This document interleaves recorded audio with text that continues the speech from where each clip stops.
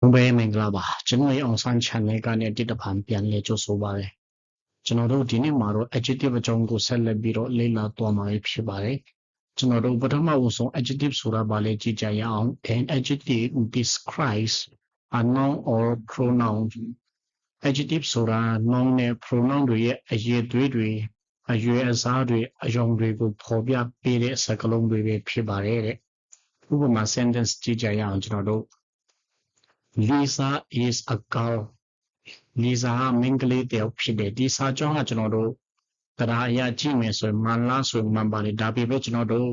ဒီမှာ Lisa ကဘယ်လိုမင်္ဂလေးလဲဟာပါတဲ့မင်္ဂလေးလားဉာဏ်ရည်ထက်မြက်တဲ့မင်္ဂလေးလားအရာရှိတဲ့မင်္ဂလေးလားဆိုတာကျွန်တော်တို့တိတိကျကျပါမှာအရေးသွေးတွေအရေးချင်းတွေအရွယ်အစားတွေကိုဖော်ပြထားခြင်းမရှိပါဘူးကျွန်တော်တို့ဒီမှာအောက်စာကြောင်းမှာကြည့်ကြရအောင်Lisa is a very beautiful girl. Lisa ကအလွန်ကိုလှပတဲ့မိန်းကလေးတစ်ယောက်ဖြစ်တယ်ကျွန်တော်တို့ဒီမှာ beautiful လှပတော့ adjective ပဲဖြစ်ပါတယ်ကျွန်တော်တို့ adjective တွေဒီလိုမျိုး noun ရဲ့အရေးသွေးတွေကိုကျွန်တော်တို့ဖော်ပြပေးပါတယ်နောက်တစ်ခုကျွန်တော်တို့ကြည့်ကြရအောင် I live in a small village sorry I live in a village ကျွန်တော်ရွာတရွာမှာနေတယ်ကျွန်တော်တို့ဒီမှာသူနေတဲ့ရွာ village ကကျွန်တော်တို့အကြီးလားအသေးလားဒါမှမဟုတ်လှပတဲ့ရွာလားကျွန်တော်တို့မသိဘူးကျွန်တော်တို့ဒါကိုဖော်ပြပေးခြင်းကျွန်တော်တို့ adjective ကိုသုံးပြုပေးရပါမယ်ကျွန်တော်တို့ဒီမှာအောက်မှာကြည့်ကြရအောင် I live in a small village ကျွန်တော်တို့ပြီးနေတဲ့မြို့မှာနေနေကျွန်တော်တို့ small ပြီးငယ်တော့လို့အဓိပ္ပာယ်ရပါတယ်ကျွန်တော်တို့ adjective တွေကိုများတော့အဖြစ်တော့နဲ့ပဲဆုံးပါတယ်မြန်မာလိုကျွန်တော်တို့ဒီစာကြောင်းကိုကြည့်ကြရအောင် he told he ကျွန်တော်တို့သူ told she တော့ကျွန်တော်တို့အဲ့ဒီမှာဒီစာကြောင်းအမှမှာလို့ကျွန်တော်တို့မအောင်ကျွန်တော်တို့ he is told ကအရာရှိတယ်ကျွန်တော်တို့ told she တော့ကျွန်တော်တို့ adjective တွေကိုကျွန်တော်တို့တွေကိုကျွန်တော်တို့ဒီလိုအဓိပ္ပာယ်ပြန်ချင်းကျွန်တော်တို့သူ့ရဲ့ရှေ့မှာကျွန်တော်တို့ verb to be ကိုသုံးပြရပါမယ်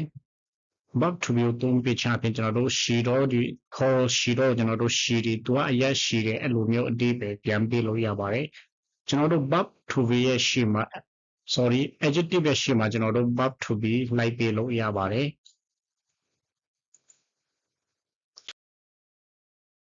ဟုတ်ပြီကျွန်တော်တို့ adjective တွေကိုမျိုးစားထားခွင့်မယ်ဆိုကျွန်တော်တို့သုံးမျိုးပွဲလို့ရပါတယ် positive degree comparative degree superlative degree ကျွန်တော်တို့ positive degree ကိုကျွန်တော်တို့ D1 လို့အတူခေါ်လို့ရပါတယ်သူကပါမဆန် D2 ကိုကျွန်တော်တို့ပါလွန်အဆန် D3 ကိုကျွန်တော်တို့အပါလွန်ဆုံးအဆန်လို့ကျွန်တော်တို့ဒီပဲပြန်လို့ရပါတယ်ကျွန်တော်တို့ဒီမှာကြည့်ကြရအောင် D1 မှာ chip ရေးချိုတော့ chipper ကိုရေးချိုတော့ chippers ရေးချိုဆုံးရေးပေါ်ဆုံး older for you older oldest ကျွန်တော်တို့ဒီမှာဒီမေးချင်တယ် oldest အဝဆုံးစသဖြင့်ကျွန်တော်တို့ older for you older အဝဆုံးဒီလိုဘာသာပြန်လို့ရပါတယ်ကျွန်တော်တို့ adjective တွေကိုကျွန်တော်တို့ဒီလိုမျိုး D1 D2 ပြောင်းမျိုးကိုကျွန်တော်တို့လေ့လာကြရအောင်ကျွန်တော်တို့အပန်းထွက်တစ်ခုနှစ်ခုရှိတော့ adjective များကိုကျွန်တော်တို့ D2 ပြောင်းလို့ရင်ကျွန်တော်တို့သူ့ရဲ့ရှေ့မှာ er ပေါင်းထည့်ပေးလိုက်ရုံပါပဲဟိုမှာကျွန်တော်တို့ဒီမှာ chipper er ပေါင်းထည့်ပေးရတယ် D3 ပြောင်းခြင်းကျွန်တော်တို့ est ပေါင်းထည့်ပေးရပါမယ်ဟိုမှာကျွန်တော် chippers ဒီလိုမျိုးဖြစ်ပါတယ်နောက်တစ်ခုကျွန်တော်တို့အပန်းထွက်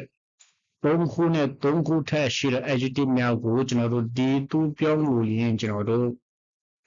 more သူ့ရဲ့အရှိမကျွန်တော်တို့ more ကိုပေါင်းထည့်ပေးရပါမယ်ဥပမာကျွန်တော်တို့ဒီမှာ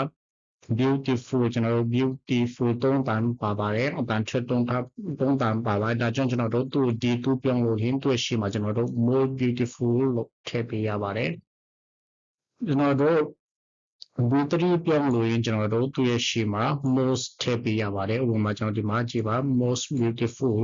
important more important ပိုအရေးကြီးတော့ most important အရေးကြီးဆုံး ဒါအပြင်ကျွန်တော်တို့ချွန်းချက်တွေလည်းအများရှိပါတယ်ချွန်းချက်တွေကိုကျွန်တော်တို့တည်ထားဖို့လိုအပ်ပါတယ်ဥပမာကျွန်တော်တို့ clever အပန်ပဲထုတ်တယ်ကျွန်တော်တို့ဒီလိုမျိုး clever တို့ famous တို့ဒီလိုကျွန်တော်တို့တည်ထားဖို့လိုအပ်ပါတယ်ဥပမာ good တို့ better တို့ best တို့ဒါတွေကကျွန်တော်တို့ချွန်းချက်တွေလည်းတခြားတော့ချွန်းချက်တွေလည်းအများရှိတယ်ဆိုတော့ကျွန်တော်တို့တည်ထားဖို့လိုအပ်ပါတယ်